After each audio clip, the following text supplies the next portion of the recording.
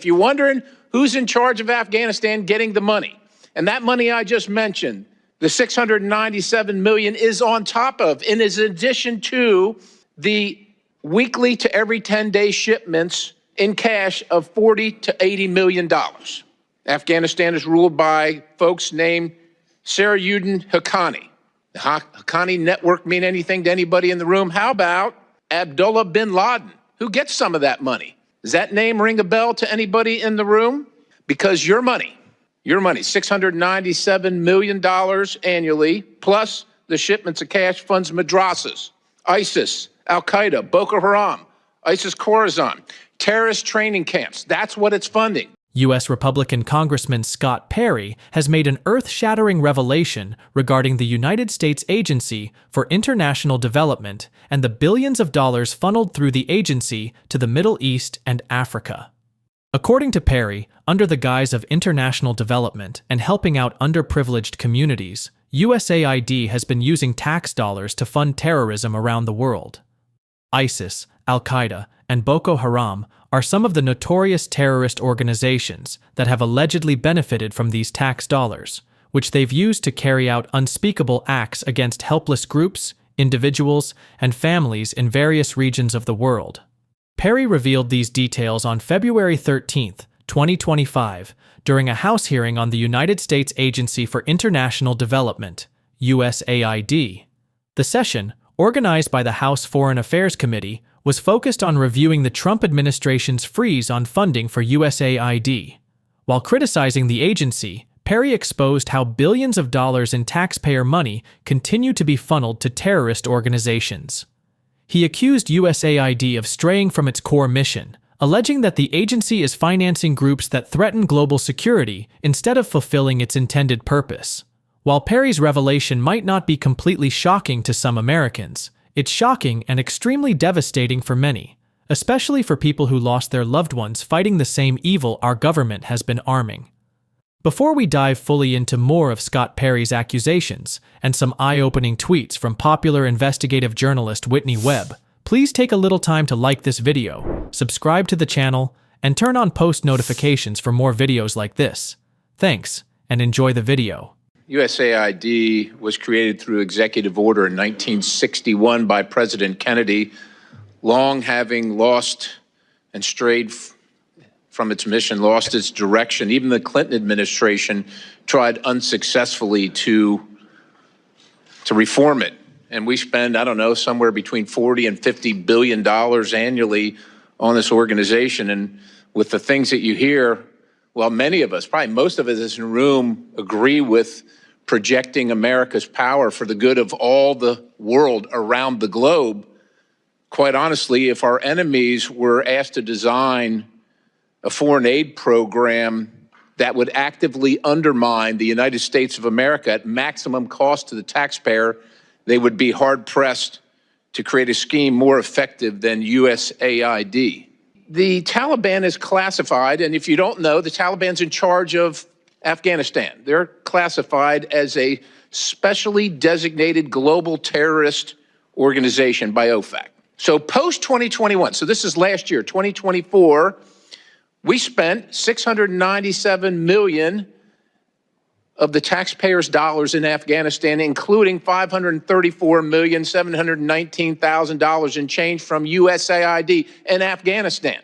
I don't know what we think we're going to change in Afghanistan. We lost 22,000, lost or wounded 22,500 Americans in Afghanistan over the course of our term there in the war, spending over $2 trillion. If you're wondering who's in charge of Afghanistan getting the money, and that money I just mentioned, the $697 million is on top of, and is in addition to the weekly to every 10-day shipments in cash of $40 to $80 million. Afghanistan is ruled by folks named Sarajuddin Haqqani. The Haqqani network mean anything to anybody in the room? How about Abdullah bin Laden? Who gets some of that money? Does that name ring a bell to anybody in the room? Because your money, $697 million annually, plus the shipments of cash funds madrasas, ISIS, Al-Qaeda, Boko Haram, ISIS Khorasan, terrorist training camps. That's what it's funding. If you think that the program under Operation Enduring Sentinel entitled Women's Scholarship Endowment, which receives $60 million annually, or the Young Women Lead, which gets about $5 million annually, is going to women who, by the way, if you read the Inspector General's report, is telling you that the Taliban does not allow women to speak in public. Yet somehow you're believing, and American people are supposed to believe, that this money is going for the betterment of the women in Afghanistan. It is not. You are funding terrorism, and it's coming through USAID. And it's not just Afghanistan, because Pakistan's right next door. USAID spent $840 million in the last 20 years on Pakistan's education-related program. It includes $136 million to build 120 schools, of which there is zero evidence that any of them were built. Why would there be any evidence? The Inspector General can't get in to see them. But you know what? We doubled down and spent $20 million from USAID to create educational television programs for children unable to attend the physical school. Yeah, they can't attend it because it doesn't exist. You paid for it. Somebody else got the money. You are paying for terrorism.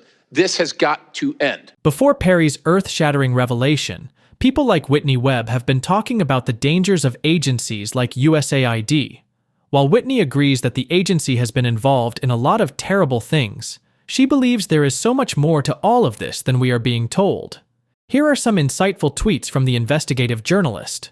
In one tweet, Whitney acknowledges the evil of institutions like USAID, but warns that the replacement will be something much more diabolical.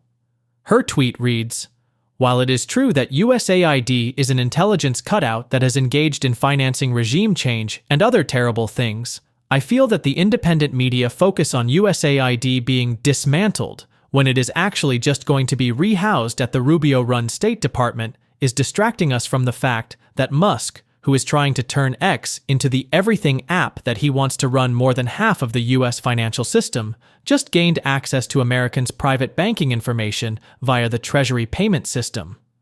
Whitney also revealed that the everything app will be modeled after China's infamous WeChat, a fact Elon Musk has alluded to several times in the past.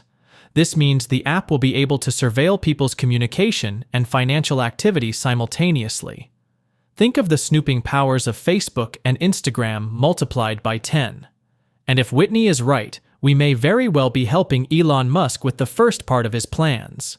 Whitney continues her tweet by stating, "USAID absolutely sucks, but we also need to keep our eye on the ball, as big tech oligarchs beget techno-tyranny, and will do so very easily if we fail to scrutinize them and pay attention to the things they are, openly, building."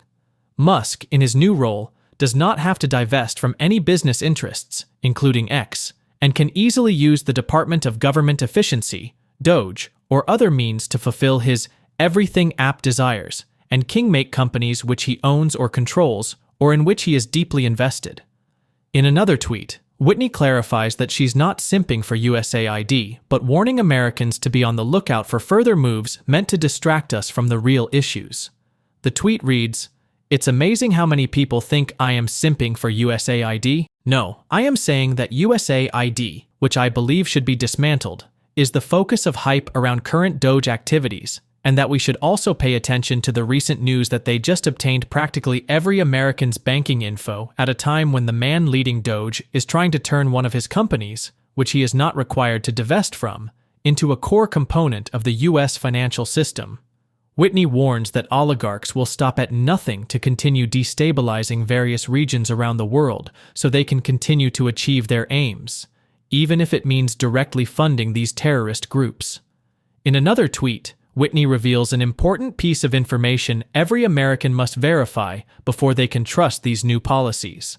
The tweet reads, "Until DOGE or any other aspect of the Trump administration meaningfully addresses FASAB S56, which allows the U.S. government to cook its own books to enable secret/black budget projects, I will remain skeptical that it truly intends to rein in runaway spending and the misuse of taxpayer funds."